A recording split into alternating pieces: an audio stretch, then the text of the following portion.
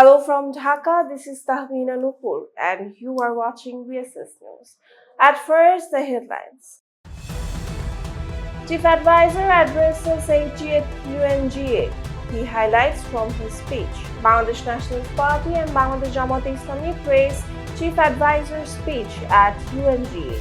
No unlawful directives to be issued during polls, says Chief Election Commission. 5-day Sharadiya Durgotsab begins tomorrow. International Paralympic Committee lifts partial suspensions of Russia-Belarus. Now the details. Chief Advisor addresses 80th UNGA. Key highlights from his speech. Chief Adviser Professor Dr. Muhammad Yunus addressed the 80th session of the United Nations General Assembly in New York, delivering a strong call for justice, reform, and renewed international solidarity. The Chief Advisor congratulated the General Assembly on the 80th anniversary of the United Nations Charter.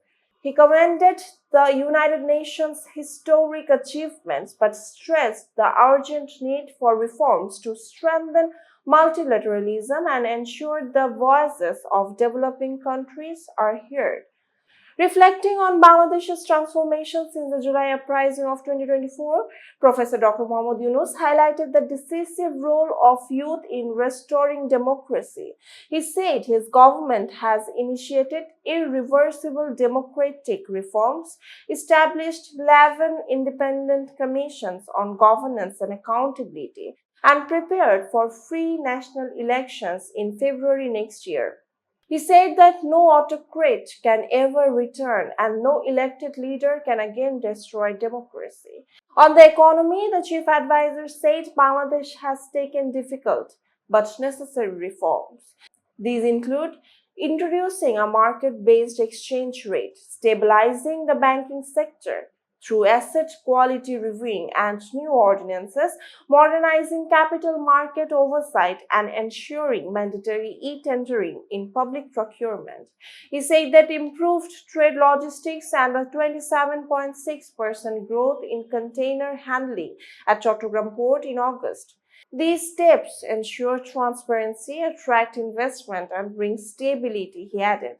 Professor Dr. Muhammad Yunus praised the extraordinary contribution of expatriate workers who sent record remittances. He urged host countries to ensure protection for migrant workers and reaffirmed Bangladesh's commitment to safe, orderly, and regular migration. Youth are being trained in information technology, artificial intelligence, renewable energy, and green innovation to become both job seekers and job creators. On women's empowerment, he said it is a top priority of the interim government. He mentioned the first publication of the unpaid household production satellite account, showing that women contribute more than 85% of unpaid household work, equal to over 16% of GDP. He also pledged new laws and policies under the Beijing Plus 30 action agenda to prevent harassment, recognize unpaid work, increase women's participation in politics, and ensure gender-responsive budgeting. The chief advisor paid tribute to Bangladesh's youth, calling them the driving force of democracy. Bangladesh, he said, is committed to human rights, citing accession to international conventions, cooperation with the United Nations Human Rights Office, and steps to address past abuses. On global issues, Professor Dr. Muhammad Yunus strongly condemned the Israeli genocide in Gaza and called for urgent action to stop the violence. He reaffirmed Bangladesh's support for a two-state solution.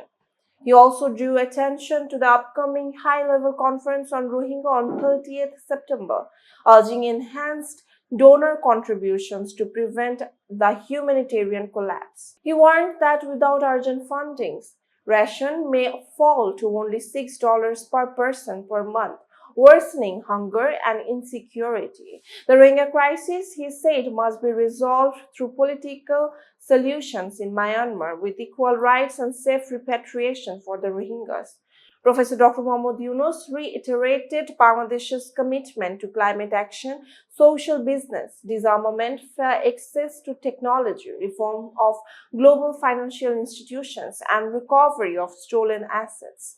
He said that social innovation like microcredit and social business can address poverty, unemployment, and environmental challenges.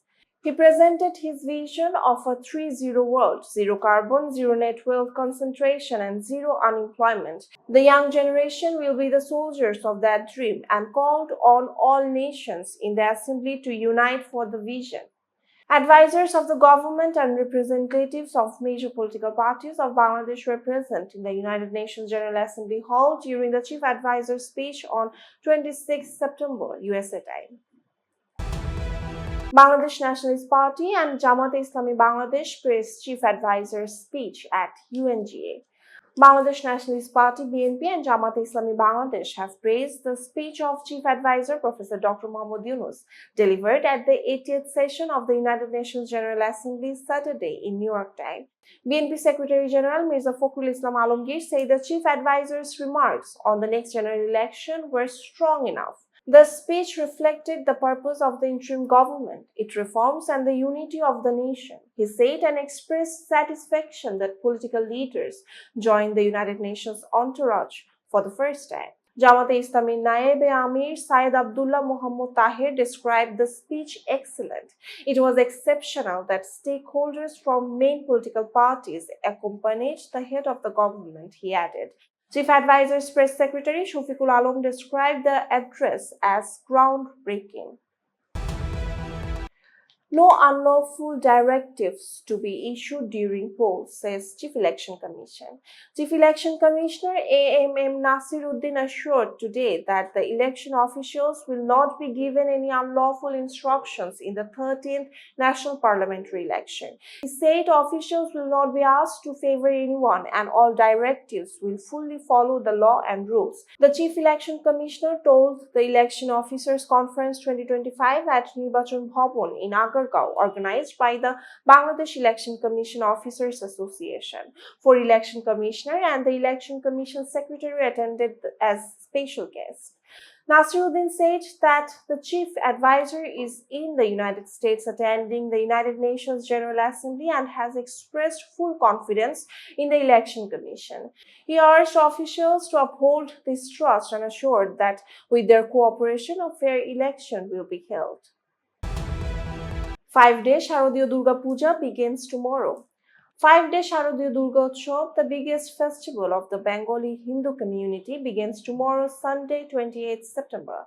Preparations are in full swing at temples and puja mandaps across the country. In Dhaka, major venues include Dhakeshwari National Temple, Ramakrishna Math and Mission, Ramna Kali Mandir, Shakhari Bazar, and Jagannath Hall at Dhaka University. The festival starts with Maha Shoshti tomorrow and will end with idol immersion on Bijaya Dashami, Thursday, 2nd October. This year, 33,355 mandaps and temples are being erected to celebrate the Durga Puja nationwide, with 258 in Dhaka. The interim government has allocated 5 crore taka. President of Bangladesh Puja Udjapon Porishod Basudev Dhar said the number of mandaps has increased. Law enforcers and volunteers will ensure security. With a central control room at Dhakeshwari Temple, the Cabinet Division has asked ministries to monitor law and order for a safe celebration.